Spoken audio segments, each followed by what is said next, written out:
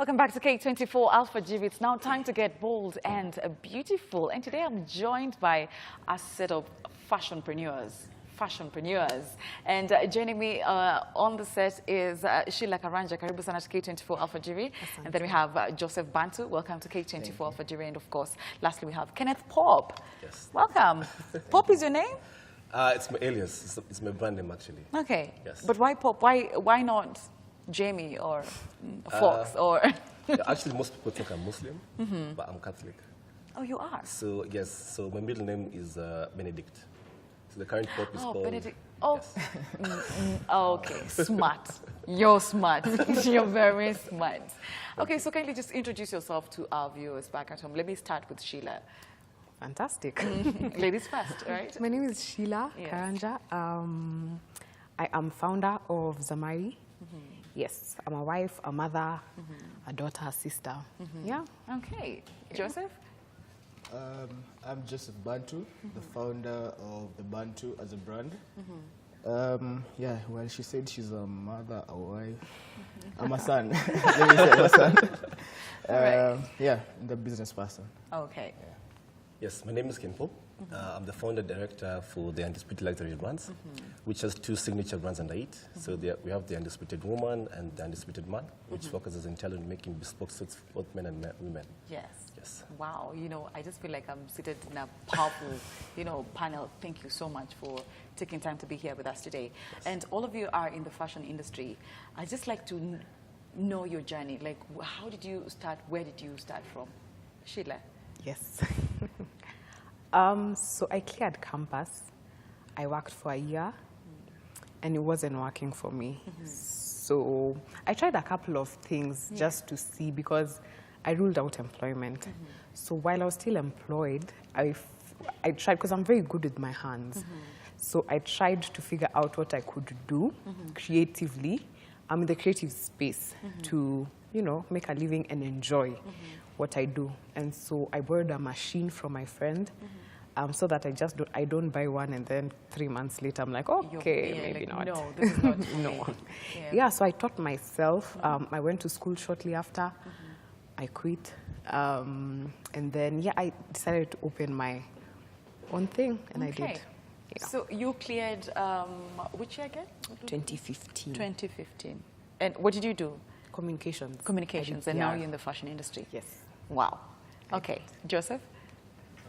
Personally, I wasn't into the fashion industry as much, but once I cleared high school, not university, I didn't have anything to do. That was back in 2012. So I was trying to figure out where I fit in, what I can do. So a friend of mine took me in. He used to sell suits. It's called Cool Suits. So he started out as a salesperson in his shop. I would open the shop, work the whole day, close, do the books and all that. So as I worked through it, I learned the tricks, where I needed to go, who I needed to talk to. So my first venture was basically a suit business, where I did suits for almost a year. But then, having come just from high school, I needed also to figure out what I want to go and do in school. So I enrolled in Strathmore. However, I didn't finish my course. In the process of doing my course, I realized people associated me with fashion more than what I was doing in school. So I decided, let me go full-time fashion. But my parents were against it, so they also took me back to school. This time they told me I had to do what I would get, because what I chose, I didn't go the whole way with it. So I ended up doing meteorology, which is the study of weather. Wow. However, as you can see... Weather, fashion, no, is this black and white? There, So I got into a group where we'll showcase at shows, do small things here and there as I tried and figured out where I really would fit in the market. But I will say in 2016 is where I really put my foot down and decided I'm doing fashion, and this is where I stick. Okay. And you just mentioned that your parents weren't very happy with you, going into the fashion industry. Are they supportive of you right now that you're very successful? Yes, they are. Funny enough, I figured, let me just do it and give them a reason to believe in me. Absolutely. Because if I said, let me just sit back and do what I don't like, I will be in a field where I wouldn't feel comfortable and I wouldn't be giving it my best. Okay, and finally the Pope. For me, Funny enough, people think I've actually done fashion and design in school, but I also went to Strathmore. Wow. This was way 2009, 2008, where I did diploma in IT. For 2 years. Then I went to Nairobi University where I did BCom for 4 years. Wow. So in 2010, where I joined Nairobi University, that's when I started doing those sales activations, those promos. So I worked with Coke first of all. I worked with some other companies just to start with. And it was at that, let me say, entry level. So I didn't know what I was doing actually at the moment. And I mean, I just needed to make money. So slowly but slowly, so the modeling thing had to come on the fashion runway was coming actually very quite fast in 2012, 2011, thereabout. So that's when I joined commercial modeling. That's the runway modeling and everything else. So I did it for about 2-3 years. But I could see the niche where people weren't dressing as per what I expected.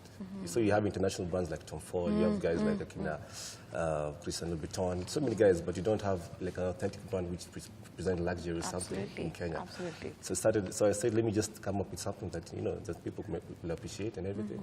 So that's when I started the Undisputed luxury brands. This was in 2016, and I can say it has been rough and tough. Given that even the folks weren't, accepting this. Absolutely. But the good thing is that... So even yours were not accepting you going no into one, this? actually. Yeah. I mean, it's a hard thing, because they see you get into the fashion industry, that they need to understand how do you make money out of this. So, but you have the vision and everything else, and plus the passion. So Because I can just hear my mom yelling, yo, I have paid money for you to go and do this, and then unaingia kwa cherehani. How is that even happening? Yeah. Exactly. So as the three of you speak, it's kind of like getting into this kind of an industry was a plan B for you because things never worked out the way you wanted them to. Do you regret actually getting into this industry because it's very competitive? for me, what I can say is that first of all, I was working with a corporate job before all this. So I joined a corporate job in 2014. Where? I was working with Caltex. Oh, okay. Yes, I was there as a senior marketing coordinator for the East Africa. So I worked there. In my second year, that's when I thought, let me start something which can actually help me, like a side hustle kind of thing. And probably by the time after 3 years or something, I can actually see where I'm at to see if I need to review my business or not. So I actually quit my job last year, my full-time gig. Wow. So last year, October, that's when I went all in fashion. I can say it has been it was a very good decision that I made. Yes. Sheila, do you have any regrets? Oh, no. First of all, it's easier when you enjoy what you do. Absolutely, yeah. So it's not easier to tough, but it's easier to tough out the tough times as opposed to when I was employed. I'd drag myself out of bed like it was such a chore to go And you to think work. about Monday, like, oh, God. I know. So, of course, times are tough. There are times that it gets tough. But when you know where you want to be, it sort of helps you, tough it out. Yeah. Okay. Joseph? I will say my biggest regret is not starting this earlier. Because I wish I had the exposure when I needed it most. Because I can say I lost like 2 years figuring out what I want to do, where I want to be at. But if it comes to the fashion industry, I have no regrets because it's something I love doing. It's something I wake up to every day and I'm happy about it. I can't say I go to bed thinking, tomorrow's Monday. If I know tomorrow's Monday, I'm like, tomorrow I have a day I'm going to make money. And the good thing about entrepreneurship, it's about your own personal drive. Because if you wake up in the morning and you say, I want to go to work, you don't get a paycheck at the end of the month. Absolutely. So it's something, it gives you the drive. Yeah. There's something you're working towards, rather than working for someone where you're working towards someone else's goal, not your own goal. Yeah. Yeah. And it is something that you love to do every single day. Yes, it is. All right. So, a lot of people watching the show and they'd like to get into the fashion industry, they're actually wondering, okay, fine, maybe you come from backgrounds where, like your parents were wealthy and they give you some cash to start a business. Where did you get the cash from to start this kind of business? Because I'm sure it's very expensive, buying all the machines, getting a space, getting fabric is very expensive because I've had conversations with designers here, and the one thing that always comes out is like fabric. So where did you get the funding from, Paul? Mine, actually, it was very hard because I remember this was in 2015, around November there. That's when I started the whole clothing line, but launched it officially in 2016. By that time, I used to run this idea through my friends and also my families and relatives. Did they think you're crazy? They thought I was very crazy because you from doing procurement in a university for 4 years, you have a second-class honor. Yeah. And then just here you are. doing something different, so Yeah. it doesn't add out. So I thought, that's when I actually thought of going to corporate. Like, let me get, because at least I had the papers. So I looked for a job. That's when I got the position at that oil company. So it took me about, let's say, about 1.5 years to do my funding, because it was all self-funding, actually. So that was my salary, my savings, and everything else. Because I understand, especially in the suit business, the fabrics that you get are very expensive. Absolutely. Even the some that you also import. Yeah. So, and you cannot import bulk orders. It is normal do on an order basis. So, thank God at least we had local suppliers who can actually supply what we need at whenever time. So, I can say for the first 1 year it was very hard because you're there paying rent, you're there paying people, you're there paying your staff as well. From my own pocket without, and the funny part is touching on that the profits. and you aren't paying yourself. So it was very hard for me. But I can say it was through my employment that I actually got to save a lot of things. Okay. Yes. Sheila, how did you get your funding? My family. So my mom was very supportive. My dad was like, Unashona. So he was not having any of that. But my mom was very supportive. She gave me my initial seed capital, my sisters as well. I think to date, even when I need money for that I don't have, my sisters are always available. So I can call, give me, but please, Yvonne, if you can just forgive my loan for now. Like, I can always call and, I need this money, please give me. And then when this order is done, I'll pay you back. So my husband has been very supportive as well. I should mention that I took a break, actually, when I got my first child. And the hours also are very crazy in fashion. So there are days you leave early in the morning.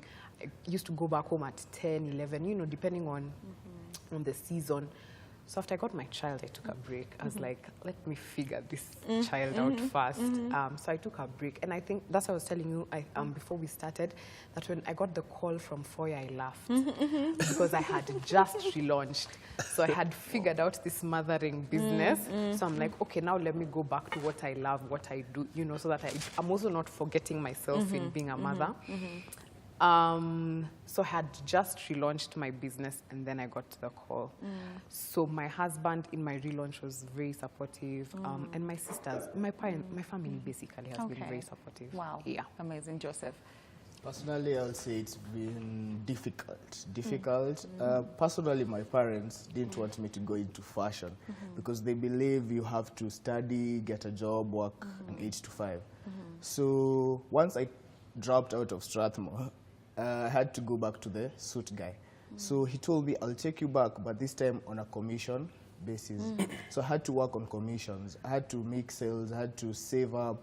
I had to cater for myself, because you can't wake up in the morning and ask for money to go and do something which someone else is against. I can't go and ask, can I get some transport to go and sell clothes? It doesn't make sense when the same person wants you to go back to school. So I had to really work hard, try and save here and there. Sometimes I ate into all of my savings, and then I started all over again. And then I got to a point where I found out how I could save the money by investing it somewhere else and then using it back into the business. So with time, I grew, I made some more money, and then I guess at some point, my mom saw, there's something here. Yes. I have to help this kid out. So I would say she helped me out by giving me a handout. She helped me out by giving me jobs. So she will get me jobs that will really stress me out, but at the end of the day, I will get a good paycheck, and it will aid in my business. So with time, I've grown. Right now, I have a sponsor who's really plugging into the business, someone who believed in my vision, someone who came in when I was struggling and told me, let me give you a year and see how you'll work, how things will be. And then if it's really worth it, I'll plug in. And I'm really happy, like, I had that beginning, because if I had a soft beginning, I wouldn't have known how it feels to work hard, how it feels Absolutely. to work for money. Because Yeah. sometimes when you get a handout, you don't know how to manage it, you don't Yeah. know how to grow it, and Yeah. you don't know how to work around Yeah, it. yeah. And speaking of which, this is why it's important even for people to go to school for the same thing, because people don't even think that for designers like you need to go to school. And just by the way you have become very successful, that means that you have mastered the art and the tricks of the industry. But there's always one question that pops up every single time when we talk about Kenyan designers is the pricing. Because people are thinking, okay, fine, we're so happy to have our very own made in Kenya for Kenyans. But then again, we cannot afford these outfits. Sheila, what determines the pricing of your outfits? I think, first of all, I'd just like to say also about the funding. Yeah. It's okay to grow organically. It's okay to have one client and from that, have two more, or, it's fine. You don't have to start with a lump sum. And I think that's how I grew. For the most part, apart from my seed capital, I grew organically. It's slow, but it's sure, and it'll work out in the end. Yeah, what was your question? The question was the pricing. Oh, the What pricing. determines that, yeah. You know what? You just have to... If you like my work, you will buy it. Because the truth is, Kenyans will say we are expensive, but they'll spend much more on perfumes or if other external brands, brands that are outside Kenya, outside Africa, so the truth is if you value something, you will get it. So it's important. I think for me, I figured out, okay, this is my price point, so you either take it or leave it. Take it or leave it. Yeah. I love the attitude. All right, Pop. For me, I'd say it depends on the kind of workmanship that you get as a customer. Because first of all, clients like asking for samples. Let me see what you've done. Of course, you definitely show them the like our social media pages, but they need to see more than that. So what happens is that you come at least with 2 pieces of work that you've done, see what they're actually buying into, and you can actually decide if it's expensive or not. But usually, it's normally dependent on like 3 factors, I could say, for by end. So that's the choice of style, design, or fabric. The fabric, Especially in the suiting business, because you could sell suits as low as 10,000, it was high even as 250,000. So it depends on how the client looks at you. But for me, I'd say it's all about the workmanship that comes along. Okay. Yes. All right. Joseph? Personally, I would say pricing comes with skill. Pope's brand is one of the brands I've benchmarked on for a very long time. He doesn't know that, but he sells Now he knows. luxury products. So it got me thinking, if you want to buy something you can live without, why aren't you ready to part with something to pay for the luxury you want? Because let's say he's selling a suit, I'm selling a jacket and all that. If you want to wear my jacket, doesn't mean you can't wear a sweater, but you want the jacket. If you want the jacket, you have to be ready to pay for the skill, the time, and everything I've put into it. People come and want to get, let me say quality, but they don't want to part with the price of the quality.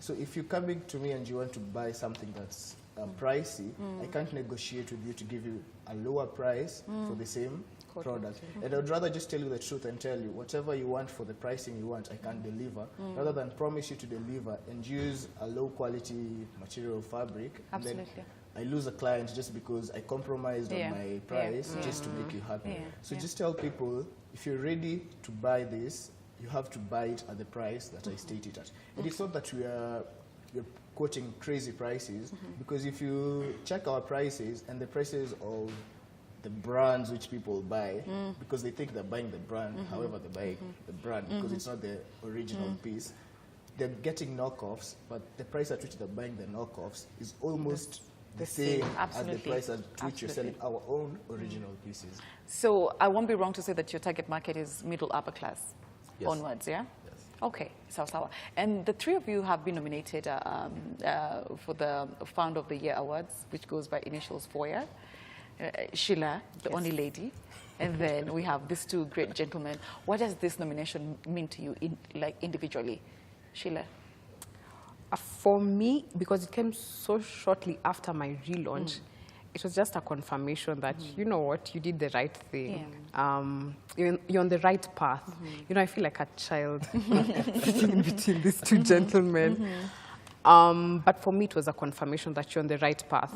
Slowly by slowly, you know, one step at a time, you'll get where you want to be. Okay. And Pop, you've been in the industry for quite a long time, you know. Yes. And people know you, and you've been nominated a couple of times. Is this just an assurance that you are truly doing what you're meant to be doing? The good thing is that at least I appreciate the fact that people see the kind of work you're doing. And funny enough, especially when it comes from your side, you know, it's hard for you to see what people people feel, people in terms of the market feedback. It's very hard. So this is one of the ways that you actually see that you're actually doing something to market, and you have a lot of supporters. You have a lot of guys who are coming for you, getting for you for whatever you do, and it feels very, very, very refreshing actually. Okay. Yes. Joseph, what does this mean to you? Personally, I remember seeing the invitation to apply for the nomination. A friend sent it to me, and then I looked at it for a while, and then I called my friend and told her, okay, you've sent me this nomination where I can apply for a nomination, but really, should I apply for myself? Because it's like I'm blowing my own trumpet. So I told her I won't apply.